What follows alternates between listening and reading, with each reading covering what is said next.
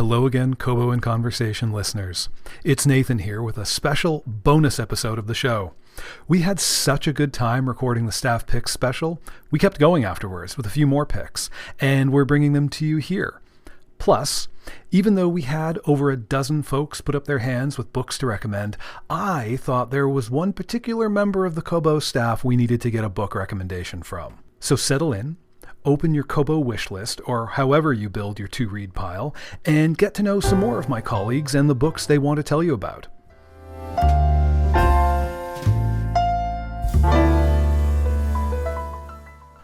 Hi, tell us who you are and what you do at Kobo. I'm Joanna Carson. I'm a content management specialist at Kobo, so I generally work to improve and grow the catalog. Excellent. We always need more books. Tell us about the book you're recommending today. So the book is called What We Don't Talk About When We Talk About Fat by Aubrey Gordon.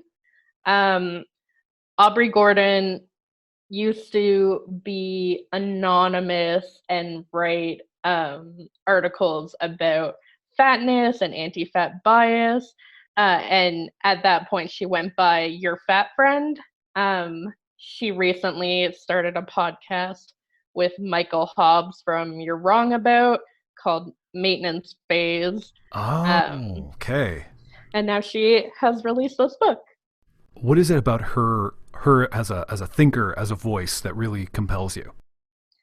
So as a fat woman myself, I've always found her work really helpful in terms of building bridges between myself and street-sized people, friends and family. I would give some of her pieces to read if there was something about me that I couldn't really articulate that I wanted them to understand. So I've been following her work for quite a while.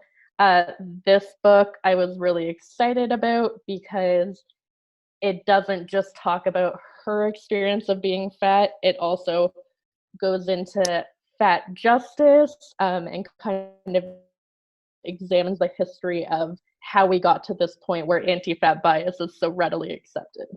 Are there other books that you feel like it's in conversation with lately?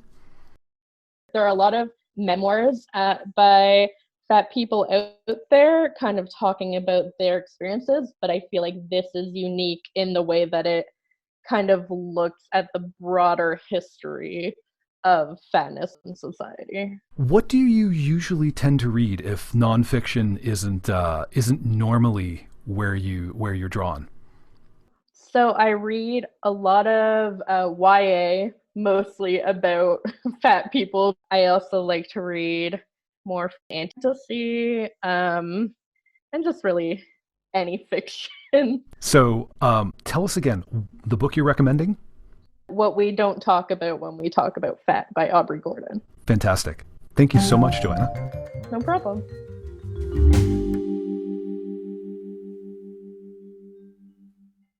Tell us who you are and what do you do at Kobo?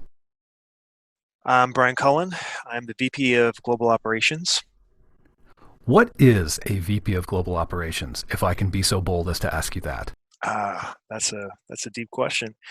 Well, right now I lead a team of very amazing technologists and try to plan out ways for Kobo to ensure that we provide our services to our customers on a 24/7 basis at a level of quality that's second to none.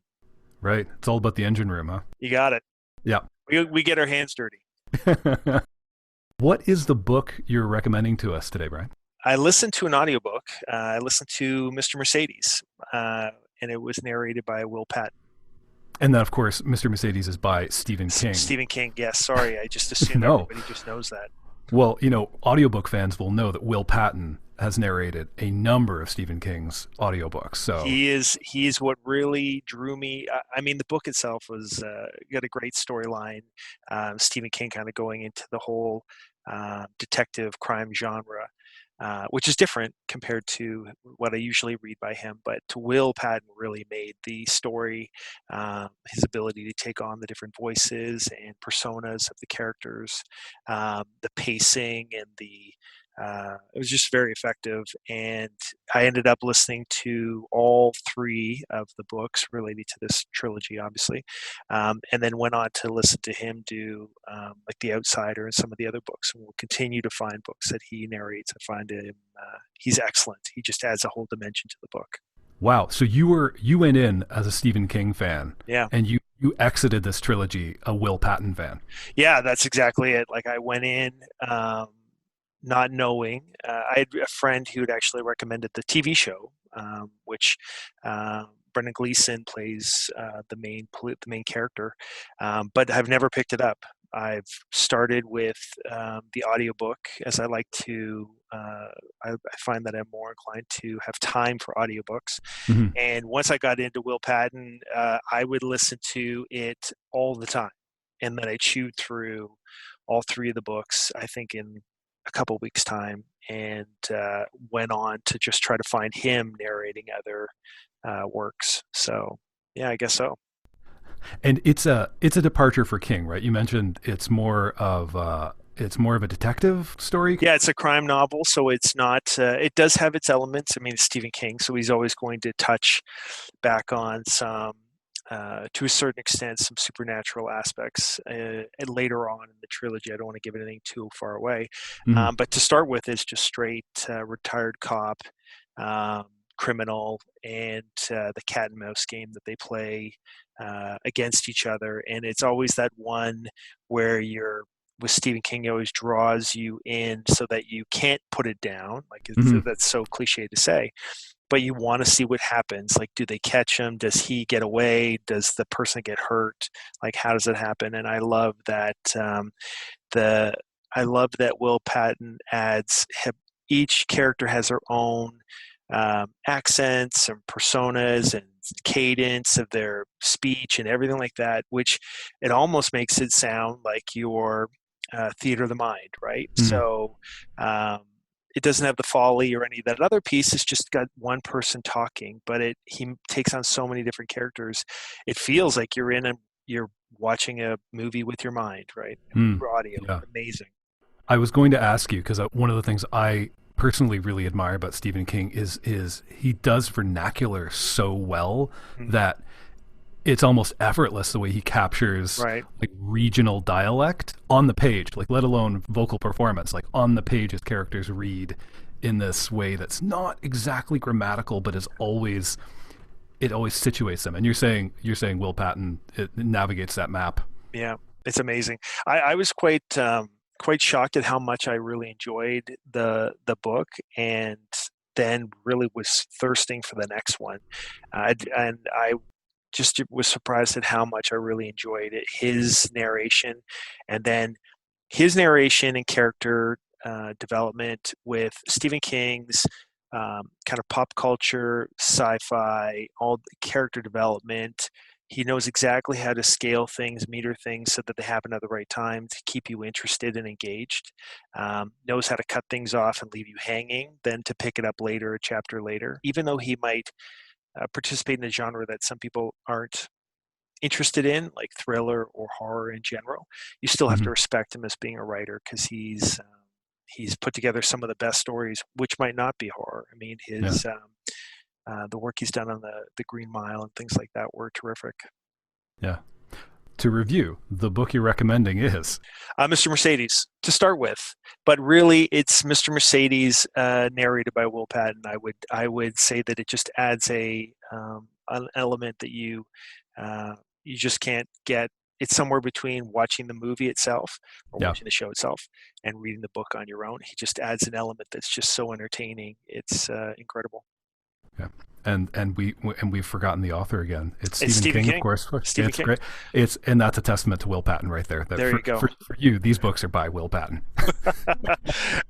He's taken something amazing and made it even better. Let's just put it that way. Thank you, Brian. Hey, no problem. Thanks very much.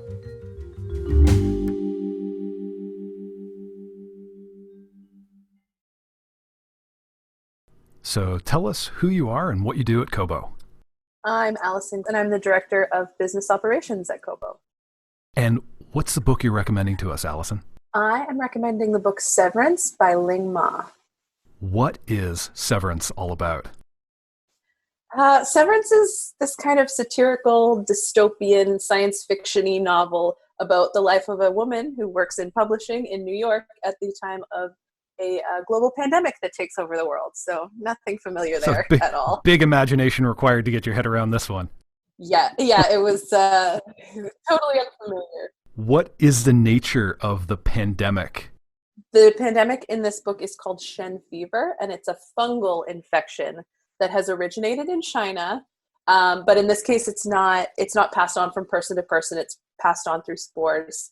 And when it infects a person, it effectively turns them into kind of a zombie, causes them to get stuck repeating a particular pattern of their routine over and over again, like setting the dinner table or restocking their shelves at work. Creepy and kind of gross because it's fungus. Mm-hmm.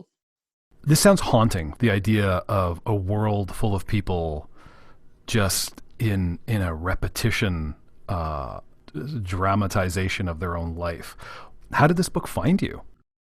It had been on my to-read list for a couple of years. I think it came out in 2018.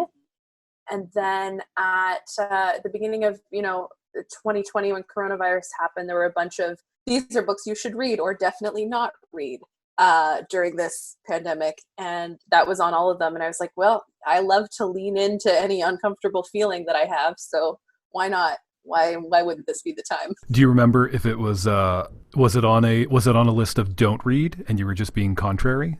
I think it was a little bit of both. It was on like a bunch of topical books, and then on a list that I very much remember being like, you should avoid these books if you're feeling particularly stressed. And I was like, I would love to not heed that advice at all. When you're not rejecting the advice of people recommending books, what do you usually like to read? Is this close to your wheelhouse?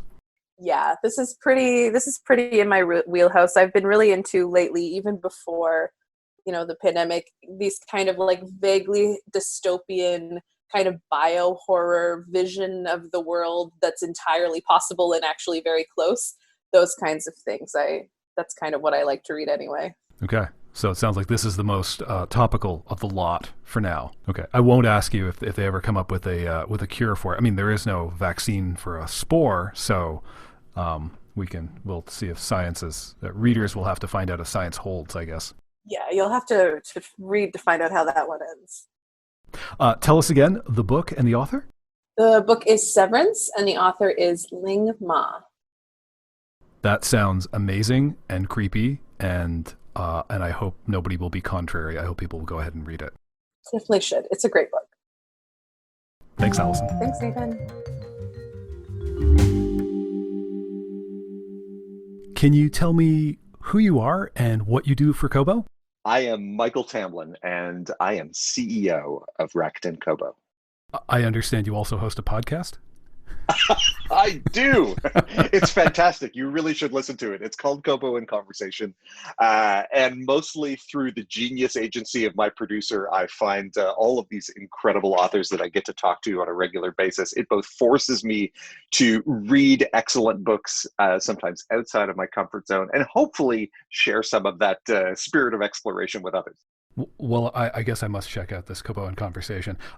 Michael, tell us what book are you going to tell us all about right now?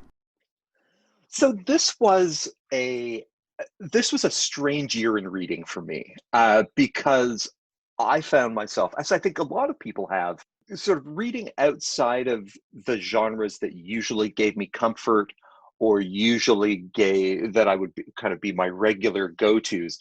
So on the fiction side, I kind of veered away from literary fiction, and I was looking for things that made me feel good. So sometime around probably like mid-May, I stumbled upon a writer named J. Ryan Stradal, and he wrote a book called Kitchens of the Great Midwest, which is it's this series of kind of linked vignettes that circle around this one woman who is essentially a prodigy of food, but her kind of leaning into that and becoming that role takes a long time. It takes a lot of twists and turns, and it's all seen through other people that she encounters over the course of her life, and has a big sort of unexpected twists and sort of interesting surprises along the way,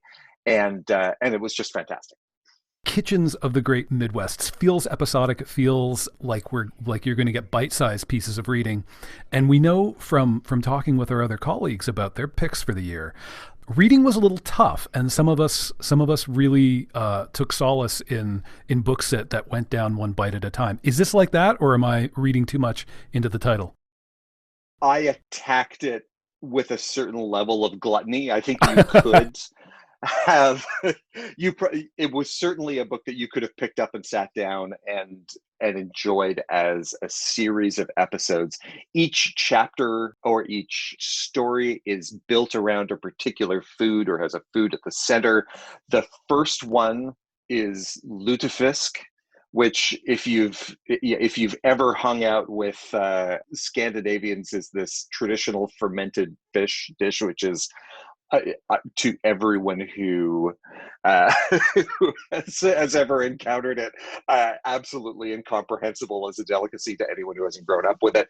But then you get into chocolate habanero and sweet pepper jelly and all kinds of like bits and pieces along the way, and so it's both episodic, it is a series of morsels, and it kind of takes you through a range of senses at a time when I think we were all feeling a little sensorily deprived. I know you're an enthusiastic and skilled cook. Did this inspire you to try things that maybe you hadn't tried before, leaving aside fermented dishes of Northern Europe? I think the thing that it really struck for me was that experience of entertaining and having people in your home, and how as much as food is nourishment, it's also this personal connection, it's nurturing, it's a way of communicating your care for other people. And that of all the things that were taken away from us this year was the one that I really felt, because A, I love having people in my home, B, I show my love for people by trying to overfeed them, and and C, this book speaks to the different ways that kind of communication can enter into people's lives through the food that they make. That sounds actually like a really great book to cuddle up with if maybe readers are struggling to come to terms with the circumstances we all kind of find ourselves in this holiday season. Can I sneak in one more? I may be the producer, but you are the chief executive of the company, so yeah. That was a fiction one that I've got a nonfiction one, which takes the absolute other approach, where in a world where it really did seem like things were falling apart for a while, this book takes that to its logical conclusion. It was called The End of Everything by Katie Mack. Okay. And the subtitle is The End of Everything, Astrophysically Speaking, just to be clear. Katie Mack is a theoretical physicist at the Perimeter Institute in Waterloo, Canada, which is one of the top research institutes around theoretical physics. And what she focuses on are the different potential models for the end of the universe. Are we going into heat death? Are we going to have the counter, like the kind of the opposite of the Big Bang in the Big Crunch? And then far more interesting and more bizarre states going on from there. And what was so helpful about it to me, aside from just being incredibly accessible and engaging and entertaining in terms of talking about what I'm sure are some very complicated and very advanced physics, but came across in this conversational and sometimes very funny way, was that it totally changes your sense of scale and proportion. As much as we all have things that we're struggling with right now, this is talking about ranges of billions of years on one hand, and is also talking about things like fractions of billionths of nanoseconds at the beginning of the universe. And so you get this combination of incredibly small and incredibly large, the end of everything. And it absolutely puts your inability to get to a restaurant or the fact that you hate wearing a mask into perspective, because at some point we were all compressed into this incredibly, almost unimaginably dense, tiny space. And at some point it's all going to end. And we've got a lot of time between now and then. So it was the ultimate antidote for feeling like the world was ending. It may, but it's really all a matter of how you look at it. I didn't expect to get the sort of a solution to existential dread from you, but I'm delighted. So that's great. Happy to help. So tell us again, your fiction pick is Kitchens of the Great Midwest by J. Ryan Stradal. And my nonfiction pick is The End of Everything by Katie Mack. I can't think of a better way to end this then. Thank you, Michael. Thank you, Nathan. So that's it. We'll be back next week to start the second half of Season 3 of Kobo in Conversation. Look for Kobo in Conversation in Apple Podcasts, Google Podcasts, SoundCloud, or wherever you do your podcast listening, and subscribe so you never miss a conversation. Thanks for listening.